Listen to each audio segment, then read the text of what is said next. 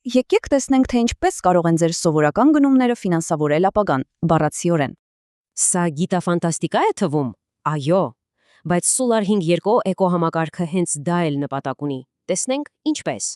Սովորական գնումը վճարումով ավարտվում է, չէ՞։ Իսկ այստեղ դա ընդհանրապես սկիզբն է։ Ողջ գործընթացը կառավարում է ԱԲ-ն։ Ամեն ինչի հիմքում խելացի պայմանագիրն է։ Այն այս նոր տնտեսության անտեսանելի շարժիչն է։ Այն ավտոմատ կերպով ձեր վճարածի ձեծ տոկասն ուղղում է GII նախագծի ֆինանսավորմանը, ձեզ համար լրիվ աննկատ։ Լավ, բայց դուք ինչ եք ստանում սրանից։ Ահա թե որն է ամենահետաքրքիրը։ Մինչ դուք օգնում եք գիտությանը, ձեր գումարն էլ աճում է։ Սկզբի համար 10% բազային եկամտաբերություն, եւ այն աճում են 1%-ով յուրաքանչյուր ընկերոջ համար, ում դուք կհրավիրեք։ Իսկ վստահությունն ապահովելու համար հիմնադիր Արայիկ Բաղդասարյանը 3 խիստ կանոն ունի վաճառողների համար։ Դե պարզ է, որ այս ամբողջ ֆինանսավորումը ինչ-որ մեծ նպատակի համար է։ Բայց կոնկրետ ինչի։ Սա GIA նախագիծն է, բիոնիկ է էկզոօրգանիզմ, իսկ դրա նախագծված կյանքի տևողությունը ուղղակի անհավանական է։ Այն նախատեսված է աշխատելու 2000 տարի։ Գլխավոր մարտահրավերը շփումն ու մաշվածությունն են։ Բայց ինչպես կարելի է լուծել մեխանիկայի այս հիմնարար խնդիրը։ Պատասխանը պարզվում է հանճարեղ է։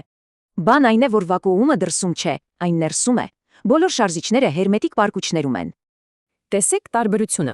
Այսպես մեխանիզմերն աշխատում են առանց օդի դիմադրության կամ օքսիդացման։ Լավ, բայց ինչպես այն սնուցել դարեր շարունակ։ Պատասխանը քվանտային մարտկոց։ Սովորական մարտկոցները լիցքավորվում են բջիջ, իսկ սրանք բոլորը միաժամանակ քվանտային խճճվածության շնորհիվ։ Արդյունքը մի տեսակ տարօրինակ է։ Որքան մեծ է մարտկոցը, այնքան արագ է այն լիցքավորվում։ Լավ, իսկ ո՞րն է ճանապարհային քարտեզը։ Սկզբում տեխնոլոգիայի ընդլայնում, հետո խոշոր ներդրումներ։ Այսպիսով ամենօրյա գնումները կապվում են գիտությանը,